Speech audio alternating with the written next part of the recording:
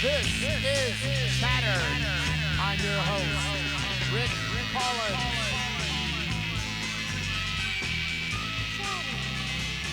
Hello, and welcome to Chatter.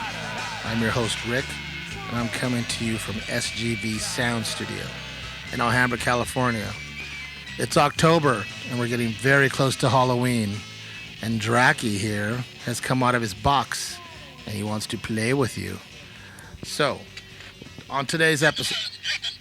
Oh, shh, it's my show. Get out of here. All right, so check it out. Today we have the mighty MANFRED from the WOGGLES. Yes, the mighty MANFRED from the WOGGLES. He also has a killer show on Little Steven's Underground Garage on Sirius XM Radio.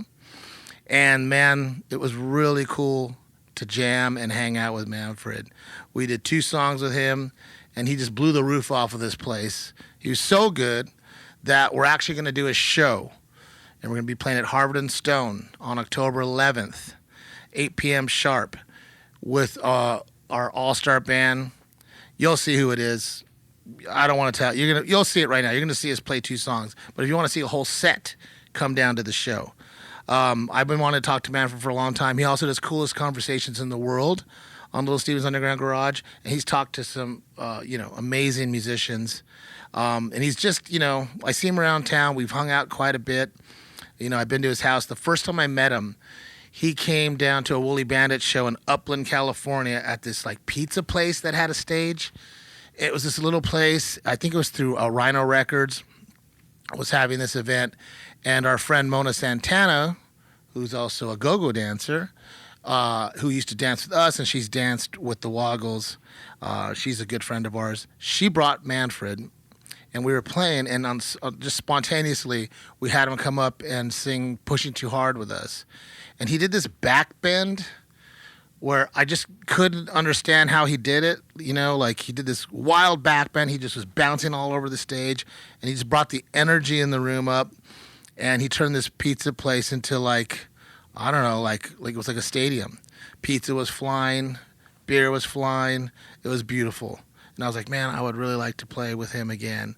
And luckily, he's in our life, and we get to see him around town here in Los Angeles. And we cornered him and got him in here to do an interview.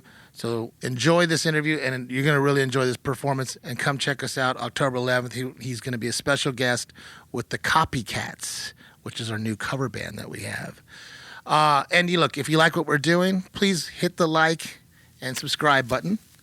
And you know the drill. Donate to our Patreon if you can. Otherwise, old Draki here, he's coming for you. You know why? Because he's the world's greatest necker. Did you know that?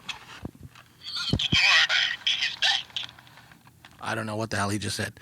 Thank you for watching. Happy Halloween. That's when I'm 60 years young. Man, well, you're a touchstone to me. Because you're just a kid, right? I'm a little baby. I know. Well, you know what I say to that is a little Gucci right there. Little Gucci. But you're holding up okay. We're holding up okay. Yeah, we are. Cheers to that. Yeah, cheers. Clinky clink. You know what happens is as long as the daylight doesn't hit us, we're doing pretty good. Yeah, that's right. I like it. The darker, the better. That's why we stay on the stage. Those stage lights. Yeah, the vampires. And I do have to say, when I get in the sun, I do feel like that. Especially lately, man. It's been treacherous. I know. Now, you look great, MANFRED, man. You're a big inspiration to me. Oh, that's very sweet of you to say that. Well, man, I'm very impressed. Here we're in the SGV Studios, San Gabriel. Yep. Right, this is where it all goes down. Yeah, this is where I grew up. I was born in East LA, and then we moved here when I was 6 in Alhambra, and went to Alhambra High School. Then when I was 18, moved straight to Hollywood. I want to make it. Make what? My garage band. What are you going to make there? Rock and roll. Yeah. Moved in, went 1-bedroom apartment with my band, the Venusians. And there was 2 guys from Boston. And they were older. And they were a garage rock band. Well, they were older. What does that mean? How old They were were they? probably like 10 years older than me. Wow. Okay. Yeah. And they moved out here. Jeff, the two Jeffs, Jeff Cabot and Jeff Martin. And they were brothers? No, they weren't. I was about to say they must have been brothers from different mothers. They were. Yeah. Yeah. Total Boston guys. They used to go to the Rat, and they play the Rat. And then they knew Jeff Conley. Oh wow. And all that shit. And they had these really cool garage rock songs, and I loved it. But everything was hair metal at that time. It was like 87. Oh, wow. Yeah. It was Well, Hollywood. that's the same time hair I metal. started stuff with the Woggles was 87. That's when you guys started. Yeah. So you were doing so it was a hair metal world out here. Oh. What was the world like where you were at in 87? Well, it wasn't like that. So what's so funny is, so I went, a couple of years I was, so I grew up, around Atlanta. I went to high school there, and the first 2 years I went to college was at Georgia State University. So now, which is in downtown Atlanta. So now, if you're going to like Georgia State, they have like dormitories and such. But at the time, it was like a commuter school. So I did that for 2 years, and then I went up to Atlanta, to Athens, Georgia, and I finished my undergraduate degree, and then I stayed on, and I got a master's there actually in telecommunications management. Yes, and so I, of course, anyway, so. And then when I got out of that, I started working in a record store because that's how the things go. So how you meet all the cool people. That's how you meet all the cool people. And this has to do something. What I'm about to say has something to do with the price of figs in France. And I can't quite remember what I was talking about, but it was good. So what were we just saying? We were talking about what the world was like musically. Right, and the guys from Boston. And well, because everything was hair metal here. Hair this metal is what in it was. Atlanta? Okay, this is what it was. So you're familiar with the Pandoras, right here, and and I lived in Athens. I lived on this Meg Street. When I lived, and across the street from me lived Vanessa Vega. And her sister, Valina Vega, I think she's married to the guy in Cracker. She books like the 40 Watt, which is the main club in Athens. She's a wonderful lady. And her sister, Vanessa, Valina sang, but Vanessa was the guitarist, and they had a band called Mystery Date. And they were the girl band in Athens at the time. And like, the Flesh Tones would come through, and they would, open the shows and stuff. Well, in those years, Valina was dating Jefferson Holt, who was the manager in REM, and he found out that the Pandoras needed somebody, another guitar player, and so he said to Valina, "How about your sister?" And they asked the sister, Vanessa, and Vanessa, "Oh, hell yeah!" And Vanessa was, she's a really cool woman. She only stood about this tall, just kind of rather shortish, but she was a big personality, and. She also could put a sailor to shame with her verbiage, right? It was a way cool woman, and but so she came out here in that era. So this is so Stop Pretending was like 86 from the Pandoras. So this is around 87, 88, 89, and what was so interesting because I don't think I had been out here. It's like maybe it was 95 was the first time that I had. Tour of the Woggles came to L.A. So Vanessa is telling me this story, and so she came out to try out for the Pandoras, and she's very, as I said, petite person, but and I said, well, how did it go? And she's like, Manfred, man, fuck those guys. I mean, they're fucking great. They're all fucking great. Man, I can't fucking believe they all live with their fucking parents, man. I mean, I was out of my house at fucking 14. My parents were like, you got to do this. I said, fuck that shit. I'm out on my own. I'm ready to fucking rock. I go to L.A., they're like all living with their parents. What the fuck is up with that shit, man? Some things haven't changed. Some things changed. So she, and the Pandoras went on and did other stuff. And Vanessa, she came back and she rocked with other groups in town and stuff. But she never played with the Pandoras. Well, she tried out with the Pandoras. But she didn't join the band. But she didn't join in the band in the end. Well, that's right. I think right around that time they kind of were going more hard rock. That's right. They got like big deal, and they were like starting to trend. All the bands are doing that here. They're like, At the time, the trends are that was a trend. Moving. Yeah. It's like man. So right. All right. So like the Woggles started in '87, and the first single came out on a local label in Athens in 1990, and then in '92 we put out a record on Estrus, which was in Bellingham, Washington, and so we had two albums on Estrus. The first we recorded out there, and the second one was like a singles compilation. And a guy that worked for Estrus at the time said to me, "Hey, Manfred, everything's getting like a lot heavier. You guys, think about that because that's kind of the thing that's happening. I was like, "Dude, man, I mean, what do you think we are? We're what we are. And I'm happy about what we are, but it's like we're not the MC5. It's cool. Several songs I think are really phenomenal, but it's not that thing. It's and as far as the Woggles go, it's a weird thing. It's like the whole R&B and soul thing, which I think we try and keep in what we do. Weirdly, that's not the fact we were doing the Sonic song earlier, right? We did He's Waiting, and this is weird epiphany. Our drummer, current drummer, who's been with us since '96, a couple years into the band, he's like, and he came to like garage rock through the Cynics, and you mentioned the Liars, and the Fuzz and the Flesh Tones. These things would come around through the South, and he's from Alabama. And so that was his impression of garage rock stuff. And then he was like, "Man, the Sonics, they do all this R&B stuff." And it's like, yeah. What do you think we've been doing? Yeah, that's the thing. Well, that's the thing about the Woggles. You've never veered from your sound. I mean, there's not a Woggles like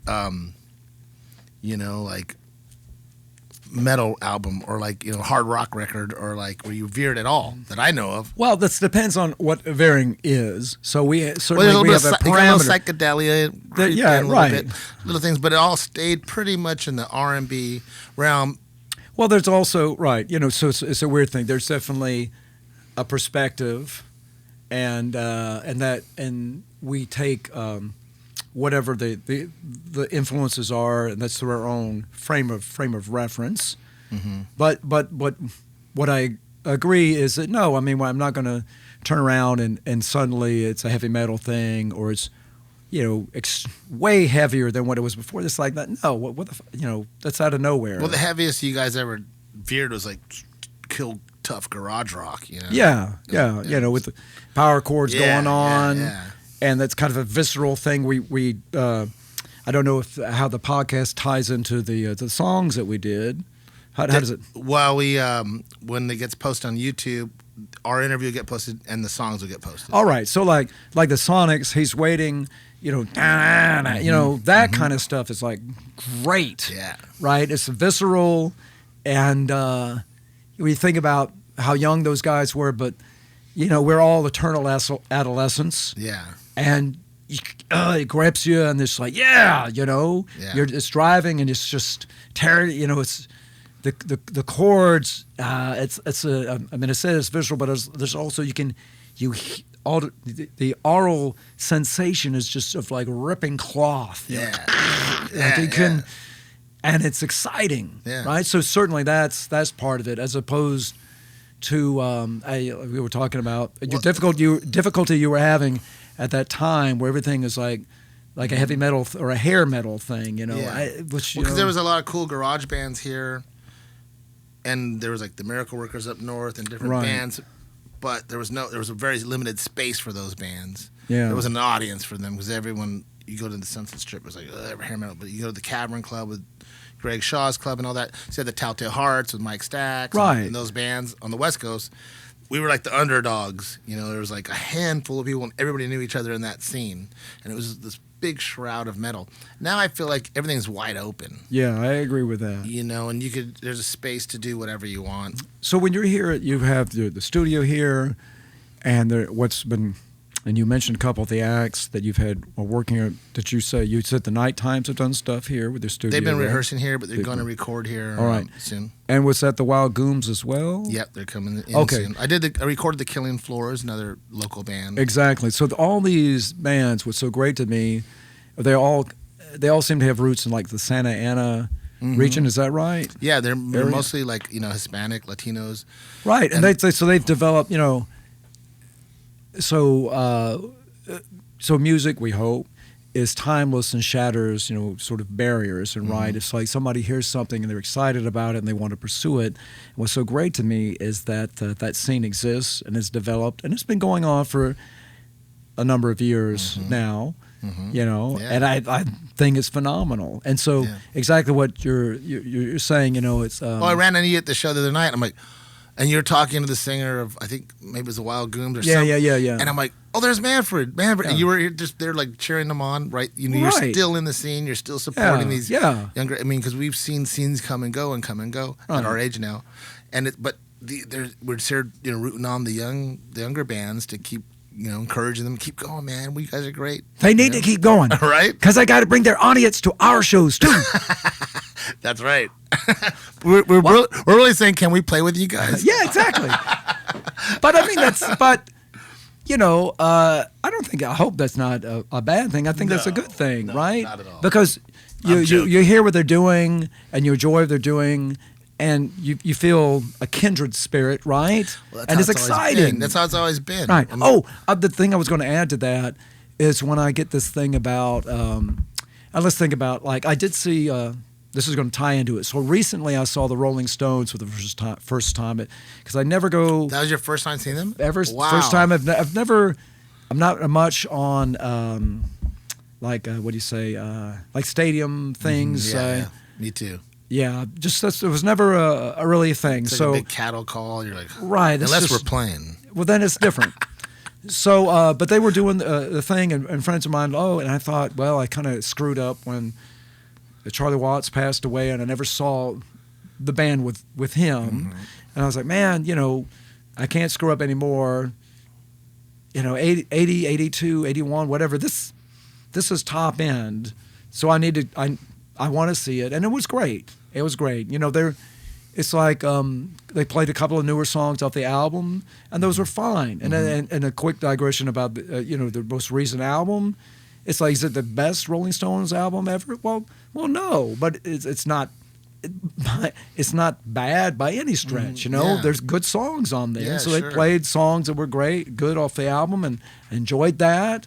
And had a wonderful time. So that was a very positive thing. But the reason for even mentioning them is that it's this notion of when we were younger, rock and roll, its various I want to say the word comes to denomination, but various genres were always perceived as being a younger person's thing. And now it's more like jazz, man. What I'm saying? Yeah. It's like when we were younger, you think what jazz is, and jazz is like an old dude. Yeah. Right? Or blues is like an old dude, which of course is misunderstanding that those dudes were very young, and blues is a young man thing. Yeah. And so the rock world is got more of that. It's kind of aged up, but. So when you have these guys here, the Night Times or the Wild Gooms or whatever, they're excited about music, and they play the music, and they feel the exuberance of it, that visceralness, that energy that they channel, and it becomes ageless and timeless in that sense. So so there we are at the show, and we're urging them on, and Yeah. What were the bands that when you were coming out, like starting the WOGGLES, that you were into that influenced you? Right. So I'm from the Southeast, right, and I grew up around in Atlanta. And I mentioned, there were like a couple of years I was going to this Georgia State University commuter school, and then up to Athens. And so when I was there at the commuter school, I did work. They had a radio station there. They still have a radio station, WRAS. And what was great about the station at the time was that it was wholly student-run, but it was like a full 100,000-watt FM station, and the students totally ran it, and that gave me access to all kinds of great music, right? And there were great things, and so I had grown up in Atlanta and really enjoyed the oldie station that was there, as well as down on the non-commercial end, the college stations that were there, which is why I became a DJ at WRES, and I had to do like a graveyard shift, like a 2 a.m. to 6 a.m. thing on Saturday night into Sunday morning. It was when I was on the air. And so my epiphany was Liars, right? The Boston band for Liars, and the album was On Fire, Jeff Conley. Yeah. And the song, can you guess the song? What the song would be? It would be. I know I'm putting you on the spot that here. song. It's got the heavy tremolo on it. What the fuck called? I know I put you on the spot. Okay, Help You Ann. Help You Ann. I gotta help you Ann. I want to help you Ann. No. Okay, so the killer song, and so I had never heard the song before, and I guess so I was finally on the air like in '84, and the album had come out in '83, and I queued up this song. It was like first song in the album, and I let it rip, and there's this tremolo guitar that comes through, and it's like, what's going on? And then and it's cracking, and it's like, and this epiphany, and I know it sounds silly, but you're a kid. And you think, oh, there's this '60s music, and now this is my era's music, and then it's this sort of realization, oh, music is timeless. I mean, I can do music can be whatever, you enjoy whatever you want it. You don't have to. I'm not going to compartmentalize it. I'm going to just enjoy the visceralness of it, and that was like, oh man, I gotta do something. I can't. Yeah. And that's where you were like, I'm going to start a band. Yeah. So. But that didn't happen until I got up into to Athens. Yeah. So the DJ thing's been a thing you've done for a long time. For people that don't know, Manfred has a show on Little Steven's Underground Garage on Sirius Radio, Monday through Friday, 10 a.m. That's a good guess. Right? It's and it depends on what the time zone you're in. So what I have to talk is always Eastern time. So that would be noon to 3, or Pacific time would be 9 to noon. 9 to noon, that's right. Right. Yeah, we love your show. Chris and I were driving around like, Manfred's on. Oh, and the thanks. coolest conversation. So, I appreciate being the little man in your radio. You are. It's only that tall. You could squish me if you want, but don't. Well, now that I see you in real life, you're not very squishable. Although I did hold you earlier in my arms. You did. Literally. You did. Yeah. What were some of your coolest conversations? Like if you don't know, Manfred has coolest conversations. We did a thing early. The song we played, the Sonics. We did a version of "He's Waiting," and so I got to speak with Jerry Rosalie of the Sonics, and he was phenomenal. That is definitely my first thing, my first favorite thing, because it relates back to garage rock and why I kind of play the music that I do, and when I first heard the Sonics and that kind of stuff. And what was so great about that, and this is this digression real quick. So almost all the guys, 99.9% of the guys in a certain era, their touch point, the point they touch where rock and roll is the thing, I'm going to pursue that, everything else goes out the window, is always the Beatles on Ed Sullivan. That is the thing. Yeah, I've heard that a lot. Right. Yeah. There's sort of a certain age, that's always the thing. Now, guys that are younger than that, it becomes amorphous. I mean, there's all kinds of different stuff. That's me. Yeah. Right. So more recently, I would hear like Green Day. That's an important thing. But there's nowhere comparable to the Beatles thing on Ed Sullivan. So what was so great about talking to Jerry Rosalie was, oh no, man, it was Elvis Presley. And it's like, because we forget how the impact that Presley had. I mean, we know, but it's always the Beatles. And not only was it Elvis, but the thing about Jerry Rosalie was that he was an accordion player. Right? It was like polka stuff that his parents are like, oh, you play the polka music, right? This by the way, this is gesticulation means polka music.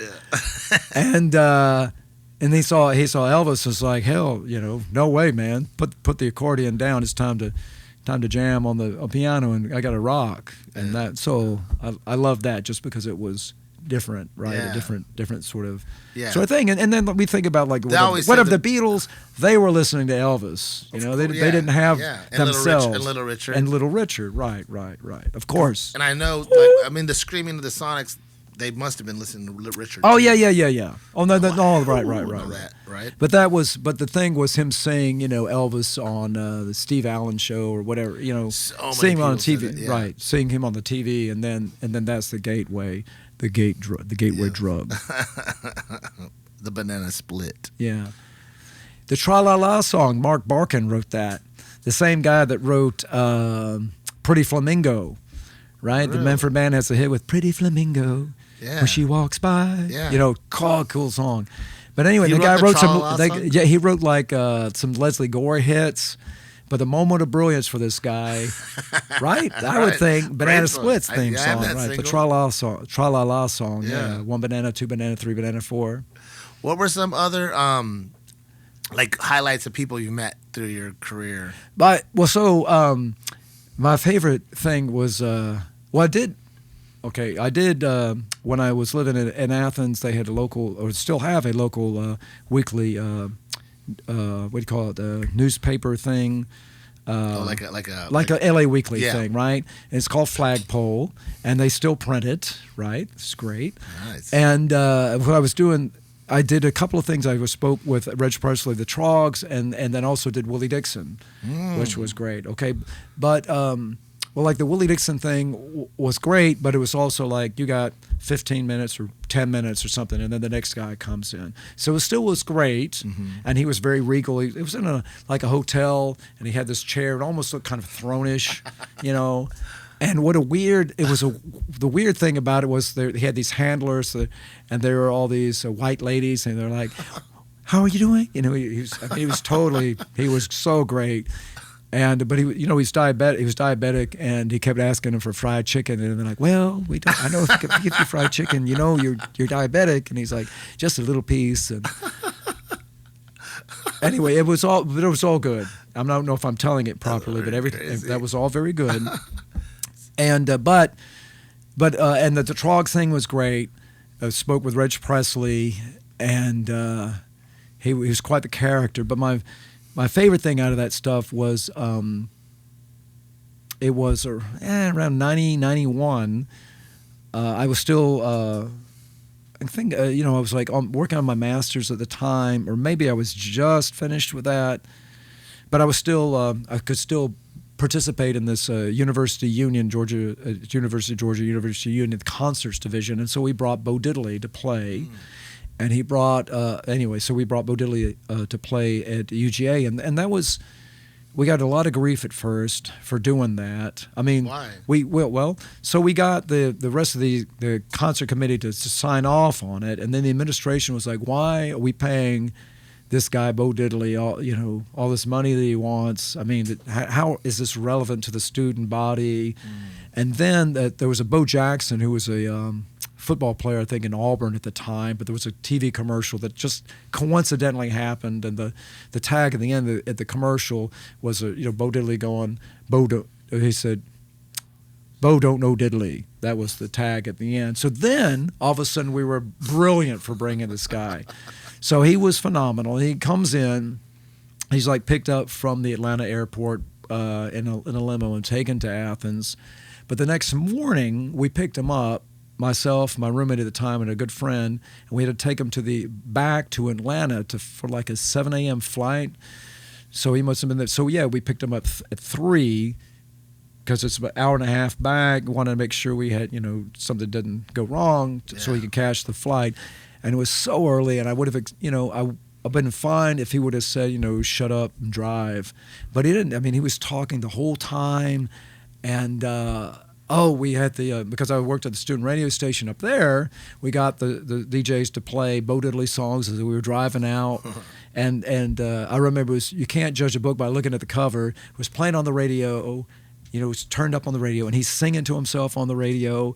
I mean, that was pretty awesome, right? That's pretty rad. And then my roommate at the time, Jeff Rutherford, he turned the volume down because you see, I've never forgiven him. That he turned the volume down and if he hears this, Jeff, I'm sorry. You turned the volume down to ask him a question, and me and the other buddy there, Ron Campbell, were like, dude, you roughed up. You know, Bo Diddley is singing. Why are you asking him a question? It's like as a signal of the radio station, which is a 50-mile pancake thing, right? It was going out. You know, we've got like there could be plenty of time to ask him questions. What his favorite color is. You know. So anyway, I've completely forgiven Jeff, by the way. I don't. You are forgiven, Jeff. You are forgiven. So, but the whole rest of the time back, because the whole trip was an hour and a half, and let's say we had 10, 15 minutes of the radio, the whole rest of the time he was talking about all kinds of stuff. Wow. Right? And, he talked about, his early life and growing up in Chicago and the invention of Dipsy dumpsters and the superiority of Danish pornography. And it was all covered. It was all covered.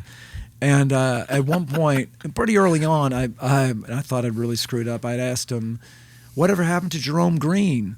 And because we were talking, and all of a sudden, his face just kind of takes this really kind of somber look, and he goes, he did. Oh, shit. And I just felt like, oh, man, I shouldn't have said that. Oh, man, I'm distraught, and I'm like completely melting, shrinking in front of him. And then he busted into this big grin, and he's like, but I'm still here. And I was like, oh. Still, I was sad, but at the same time, I was like, okay, so. What a wonderful life music is, right? Yes. What a wonderful life. I mean, it's still going. New album out. New album out. New tours. So you asked me. Well, can I ask you what is an apex moment?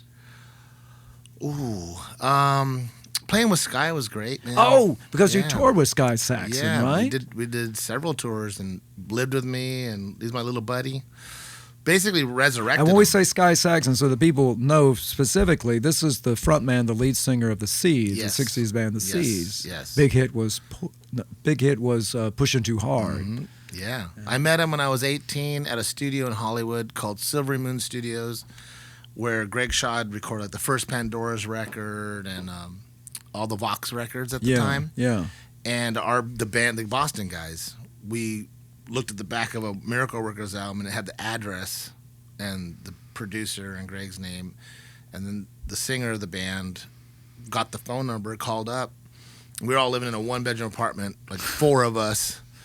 And he's like cozy over by in the ghetto, over like East Hollywood, and he's like, "Hey, we're a garage rock band, and we love these records." And Gary's like, "You smoke weed too?" We're like, "Yeah." He's like, "Well, come on over. What are you guys doing today?" We're like, "Nothing." We're like, "What?" So we drive over there to the studio. It was Air Supply's old studio. It's a beautiful studio, analog studio. It's all wood, really cool. It was behind Trashy Lingerie, over by the Beverly Center. Off of La Cienega and Beverly. Yeah.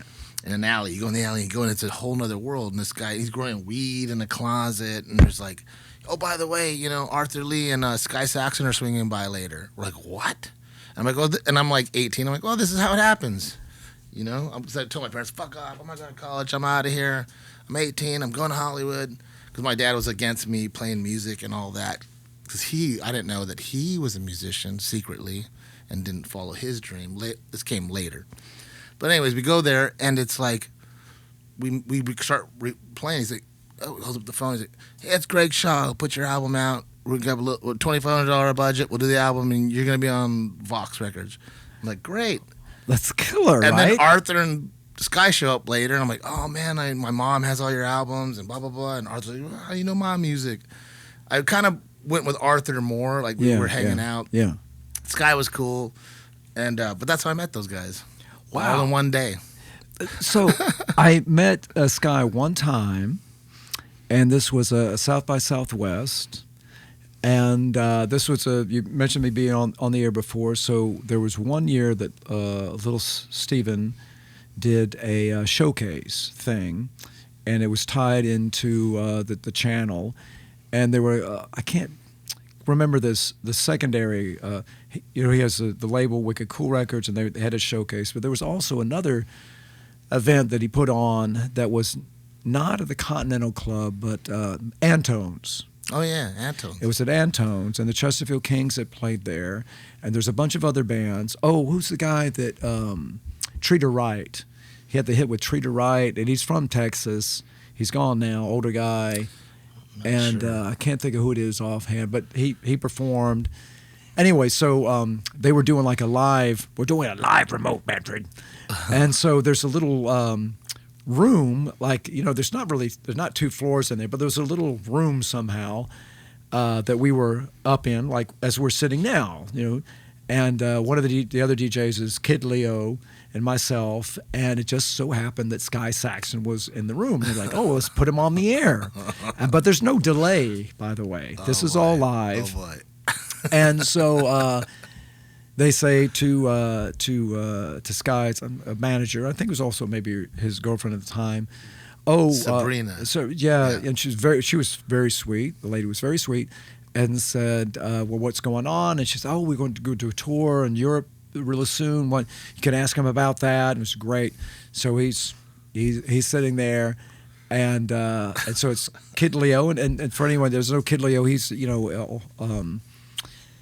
I guess his big thing was he's like in the Rock and Roll Hall of Fame, their DJ section, and his big thing was he broke like Bruce Springsteen in the Midwest. He was a DJ in Cleveland, and it was a big thing. So he was a big AOR guy, and that particular station in Cleveland did, even after AOR was in its decline, he would still pull in these great ratings, driven off his personality and stuff. Mm-hmm. So he's great. But this is the excitement of live radio, because you never know what's gonna happen. So Sky is sitting there, and we're trying to interview Sky, and I asked him about these tour dates coming up, and he totally went into the whole thing about God is dog, dog is God thing, and the pendulum swings this way and swings that way. And I go, yeah, I've been to Europe many times. I mean, Europe is there, America's here. I mean, you're here or you're there, you're here or you're there. You're everywhere in the universe, man. Everything is going on all together. I mean, you guys can't be so focused on what's happening right here, right now. You got to think of the great cosmos, man. We're expanding. And it goes on about, he's just riffing, right? And I thought it was pretty entertaining. And I could see Kid Leo was about to have a stroke, because I could see this vein throbbing on his temple. I mean, this was dangerous stuff. And he could be he could be go right now, but he didn't know how to. We couldn't figure out how to get out of it. Yeah, no. And of course, I didn't want to get out of it, because this is exactly what you want. Yeah, right. Exactly. Somebody doing their thing. Right? No, he was wild, man. I remember Little Steven one time we were in. I don't think Little Steven liked the Seeds very much, because I gave him a record and he was just kind of, he's like, that guy's crazy. I'm like, well, yeah, he is. Well, yeah, he is, but it's pretty crazy. But But no, Sky was polarizing that way. I remember we were in New York one time, and he's like, let's go into the city, because we were staying outside in a hotel because we were playing the Knitting Factory, and then we were going to go to Europe. He's like, I'm going to make something happen, man.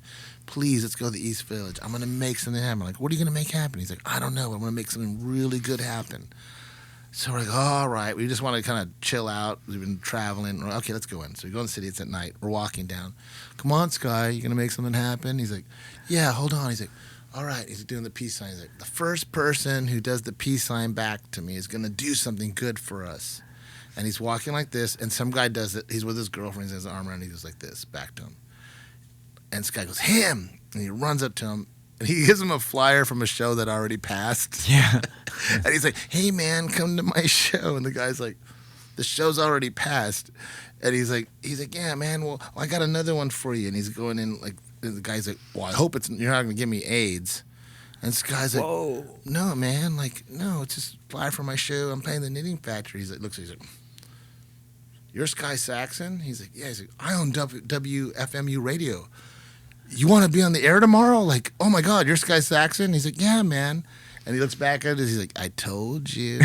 And we were on the air the next day. Like, he would do weird shit like that. That is great. He had like a little magical quality to him sometimes. He was elfin in that way. He was a little elfin. Yeah. But then he also thought that he made the win move and stuff with the brand. He'd bring a well, brand. I mean, but wait, Rick, the butterfly flaps its wings in the Amazon forest, and then a hurricane is created. I mean, you've heard all this, right?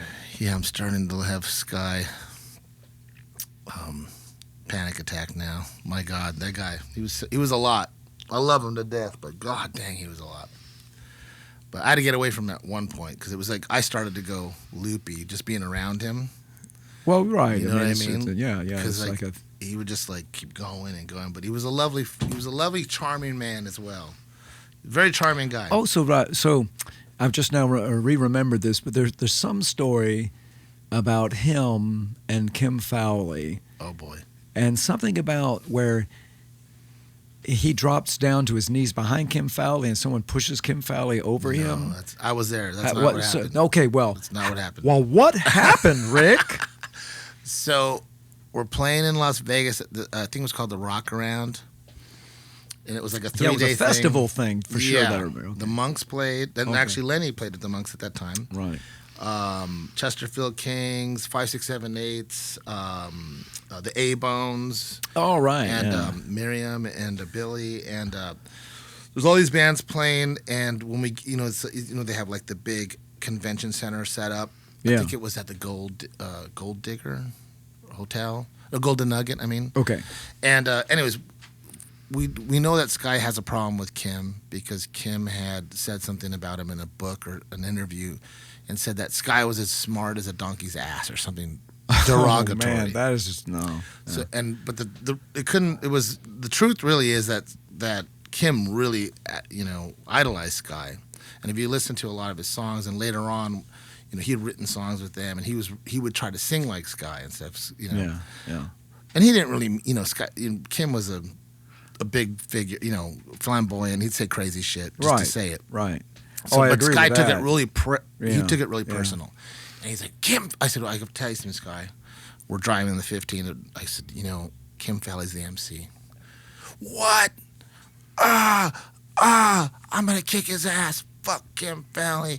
He tried to take credit for Flower Power, and he tried to take credit for this. And I'm the first. Blah. I'm the first that. He's that. I'm like, oh boy, here we go.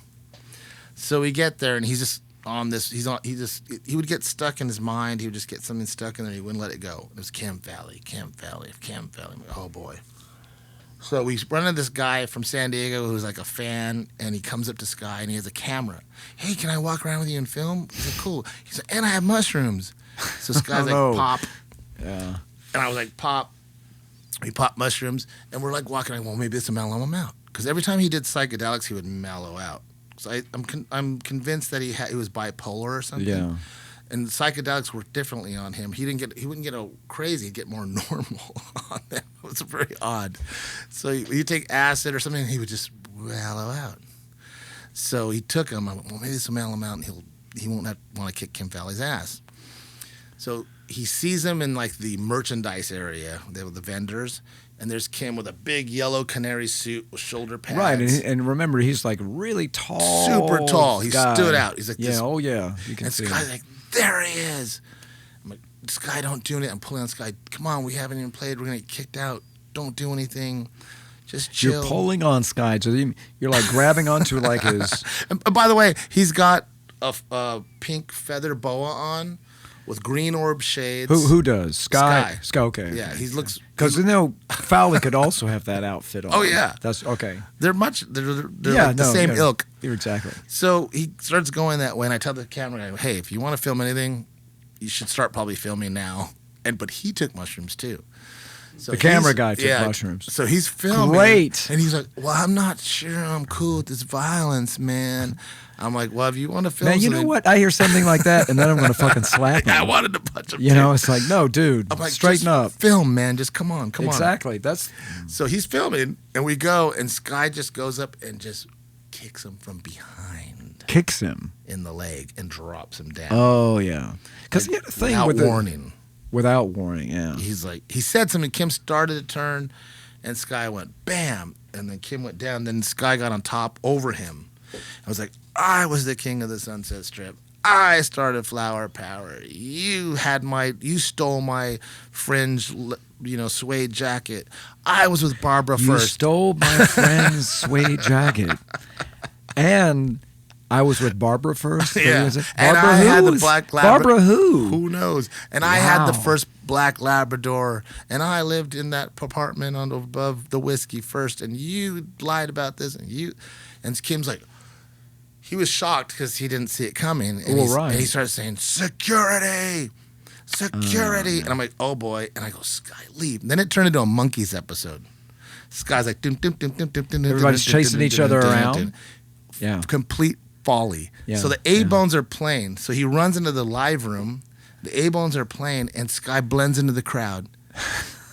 And I'm trying to follow him. I can't find him. He's like running in. And Kim's like, and now there's hotel securities come. And I see them, and they come in, and they're looking with the stage behind them, and they're looking at the people in the crowd. And then I hear Sky's voice. I look up, and Billy's up there, and Billy's got his arm around him, and Sky's singing with them. Oh, yeah. But it was like, these are not the droids you're looking for. Right. So he just he's so obvious he's not obvious. Right. And he's singing, and they don't realize he's on stage. Right. And Billy's like, Sky Saxon's on stage with us, right? And then they go to another room, they take off, and then Sky runs off, and he's going, he's like, Rick, we got to get to the hotel room. And mind you, we're all on mushrooms. The rooms are swirling, the carpet's moving. Yeah, I'm like, let's get to the hotel room. I'm glad you didn't sink into the carpet. It was close. It would have been difficult. Quicksand is terrible. So Tom Ingram, the promoter, calls me, and he's like, I need Sky Saxon in my hotel room right now. I'm like, oh boy. I'm like, Sky, we need to go up there. And Kim's sitting there. We go, and he's like, you two need to work this shit out. You know, Sky, you attacked him, and he wants to press charges, and you're supposed to perform tomorrow night, and I can't afford to lose you. You know, you're headlining tomorrow night, and if you go to jail, I'm gonna lose. So I'm trying to. He was trying to smooth it out. Right. And then next thing you know, they're talking. Next thing they're hugging. Aww. They're buddies again. Everything's fine. And everything was good again. Man, you know what's so great about the story is that it's exciting, and my anxiety level is going way up, and you've resolved it now. No, then he was like, "Well, maybe you had Barbara first." You know. Yeah, and the suede jacket really didn't matter. And Kim's like, I gave it back to you. I just borrowed it. And this guy's like, that's right, you did give it back to me. He's like, don't you remember you came up to me and said, hey, that's my jacket, and I took it off and handed it to you. This guy's like, oh yeah, man, that's right. It all got resolved. The circle was made complete. It was. Is what we're at here. It's funny because I hear all these stories about that night, but yeah, it all worked out. But he still wouldn't let him introduce us. Wait, say again. Sky would not let Kim introduce us. Okay. Yeah. How you doing on time? I got like 5. All right. Well, you want to talk about what's coming up? Your tours. You just came back from Europe. 100 Club. How was the 100 Club? So so we toured. Well, let me tell you. And so this year we put out a new record, and so let's back up a couple. So in 2019, our guitar player Jeff Walls passed away, and the idea was after that we wanted to record with some. It felt like having anybody come in after Jeff, and Jeff was so phenomenal that anybody coming right in after Jeff is going to be, they're going to be talented, but there's also going to be all this extra comparison stuff, and I just didn't want to put anybody through any of that kind of stuff. And so we reached out to different guitar player friends of ours, and the idea was we'll record a bunch of different songs with different people, and then we'll make some decision about whoever's going to take on the role, so that there's not an immediate sort of focus on that person, because I didn't think that would be fair and fair to either person, right? And then the pandemic kind of definitely got in the way of that. But we did record we did a couple of songs with Little Steven, and then we did a couple of songs with Pat Beers from the Schizophonics, and great band. And we did songs. We mentioned the Liars earlier. Peter Greenberg played. He played on "Help You Ann." That's him on that recording. Yeah, and he also plays guitar in Baron Swiftfield and the Savages, and he with Baron has started the band, so he plays on a couple of songs, and. The guy from the Raining Sound, Greg Cartwright, plays on a song. We did all this stuff. And so that album came out in May of this year. And now back in January, we toured, January of this year, 2024, we toured with Barents Whitfield in Spain for a couple of weeks, and that was really successful, the best time we've ever had in Spain. And what's reason to note this is that typically with promoters over there in Europe, it's like you don't have two American bands on the bill, same bill, because they're going to draw from the same people. You're not bringing extra people to the show. Split the money too. Yeah. Right. But it was all great. Awesome. Every night was selling out. I mean, we weren't playing like stadiums, but all the clubs were selling out, and there was festivals. There was a festival at the end too, which also included playing with the Schizophonics. So that was an extra cool thing. Yeah. So that was in January. Anyway, the record comes out the end of May, and then we played in the Southeast in June, and I can't remember if I just mentioned the Graham Day. Did I mention him? But no. We had played with Graham Day recorded some songs too, and Graham Day is part of that whole Medway scene in the '80s. He was the main guy, the guitar player, frontman in the band called the Prisoners, and then he went on to play with other Medway people like the Billy Childish. So Graham is very similar to Jeff Walls in that he's a multi-instrumentalist, and he played drums in The Mighty Caesars, and he played bass and some other Billy Childish things, and he also produces and so forth. And so Graham, we knew from his time in the band called the Solar Flares, and we happened to tour with the Solar Flares when we were in Germany years ago. And then later when he got remarried, we played his wedding and stuff. So Graham right now is a guitar player in the band, so we played with him in Spain, and then we played with him in the Southeast in here stateside, and we just played with him recently in overseas in Europe. We played the 100 Club, as you mentioned, it's in London. We also played in Bristol with him. Mona dancing too? And so we also played a festival in Denmark called the Gutter Island Garage Rock Festival. It happens like every other year, and our mutual friend Mona Santana, who has danced for the WOGGLES when she's been on here. She's danced a lot for you guys when you guys have played as well. And she happened to be living in London, and so she came down, and so she was dancing at that show. I saw some good footage of that. It was great. That was great. And so it's like the 100 Club, this long time. It's been there since like the 30s. It was like a jazz club. And then through the 60s, people playing there, and through the 70s, there's a lot of punk bands playing in there. So it has got all this kind of history to it. And we didn't like the sellout is like 350, but we were pretty close to that. So we felt really great for London. Yeah, right. We thought that was great. For the likes of us, it was great. And then in a couple of weeks, we'll do we'll play a couple of weeks with our friends Southern Culture on the Skids, like in the Northeast. That's cool. And then in December out here in Southern California, we'll do shows, but those shows will feature Pat Beers from the Schizophonics. He'll play guitar with us then. Great performer. I saw you at Permanent Records. And that's the idea again. Just like Thursday the 12th. If you have not seen the WOGGLES perform and seen Manfred's performance, nonsense, you need to come out, because he might be on your shoulders. I might. Or I might be in your arms. I might be in your arms. I might have to. As I took Mario to your show at the Permanent Records, he was like, "Well, this band's amazing," and you were like all over the dance floor. You were everywhere, and you had Pat popping up over there on the stage. Oh it was man! beautiful. And so Pat Beers is, people were like, "Oh my God, you're going to play with that guy?" It's like, yeah, he's going to play with us. I think he's going to need bionic knees soon. How does he do it? Like, he's going to need some transplants. Well, that's it, isn't it? That's it.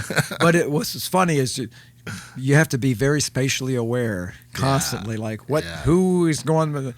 And in fact, our drummer after the first show was like, man, I was about to drop a beat. I was like, what the hell's going on? And I thought, oh, that's Pat.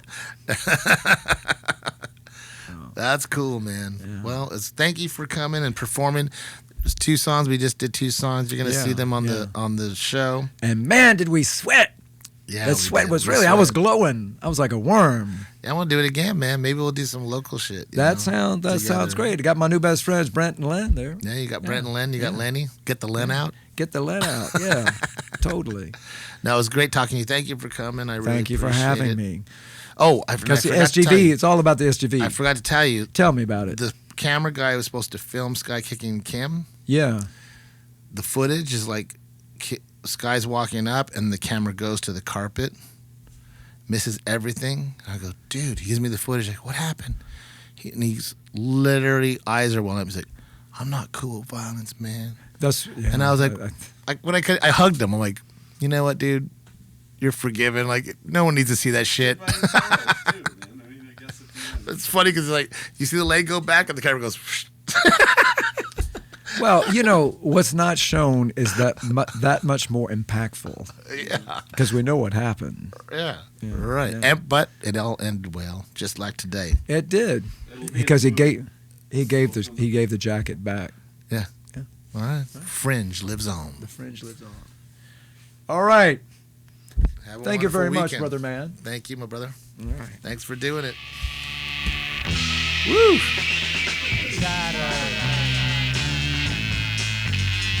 This is Chatter. I'm your host, Rick Collins.